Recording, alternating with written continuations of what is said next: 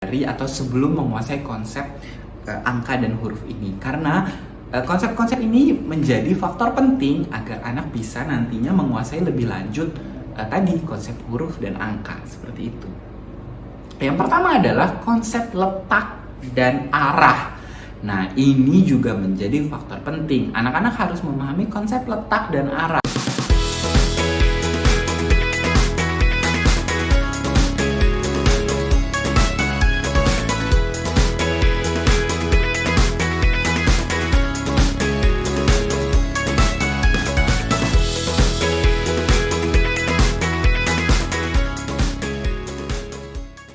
Halo, Assalamualaikum warahmatullahi wabarakatuh. Salam sejahtera untuk kita semua. Perkenalkan, nama saya adalah Tarmiji Taher. Saya adalah seorang okupasi terapi di kota Palangkaraya. Sebelum memulai video ini, saya ucapkan terima kasih banyak kepada seluruh orang tua yang sudah selalu mendukung dan sudah selalu mensupport channel-channel di video-video di channel YouTube ini. Saya ucapkan terima kasih banyak. Mohon maaf kalau ada salah-salah kata dan perbuatan. Mohon maaf kalau saya juga ada beberapa keterbatasan dalam pembuatan video. Saya ucapkan mohon maaf. Semua ini proses untuk membantu sesama yang saya lakukan kepada teman-teman semua. Sebelum menonton video ini, coba cek-cek dulu video-video di bawah atau video-video sebelumnya. Mungkin video-video sebelumnya bisa bermanfaat untuk teman-teman semua, karena banyak sekali juga pembahasan tentang anak-anak kita, mulai dari aktivitas terapi contohnya sampai beberapa faktor-faktor untuk fase-fase berbicara atau metode sensori integrasi, banyak di video-video sebelumnya seperti itu. Nah, di video kali ini kita mau coba membahas konsep apa saja sih yang harus anak-anak kuasai sebelum anak mengenal angka dan huruf seperti itu. Karena ini menjadi hal penting sebelum kita mengenalkan konsep angka dan huruf kepada anak-anak kita seperti itu. Nah, penasaran videonya? Langsung saja kita mulai videonya. Mari kita mulai.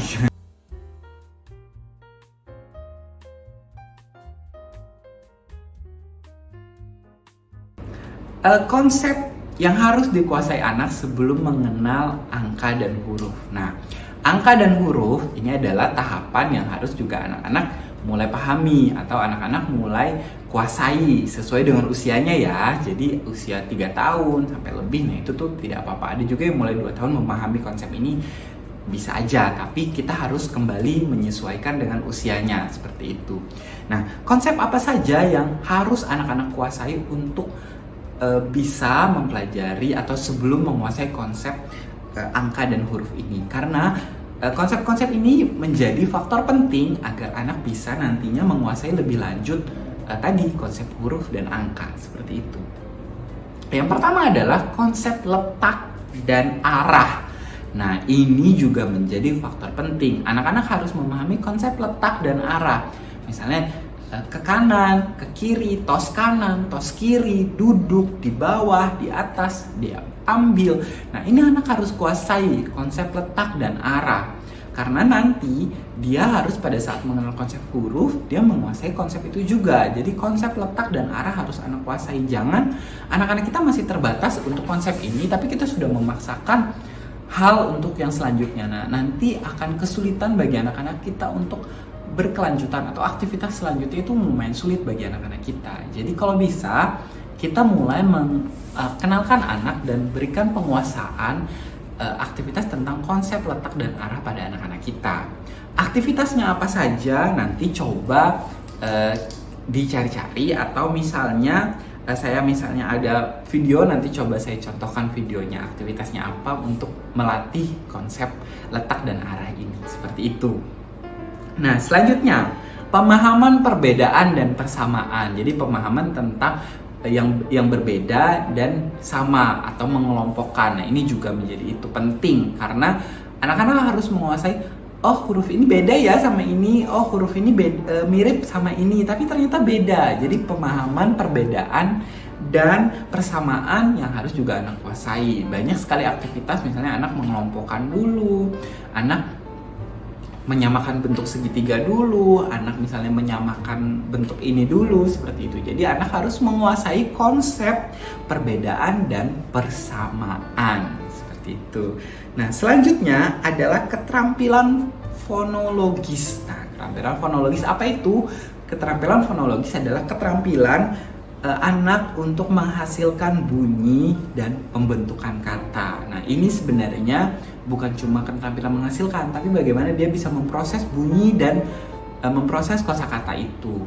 Nah, ini juga konsep yang harus dipahami anak sebelum kita mengajarkan tadi huruf dan angka. Tapi kalau misalnya ada keterbatasan, belum maksimal, nggak apa-apa, sesuai dengan usia perkembangannya, seperti itu. Jadi itu tadi beberapa konsep-konsep yang harus anak kuasai agar bisa memahami lebih cepat bagaimana konsep huruf dan konsep angka.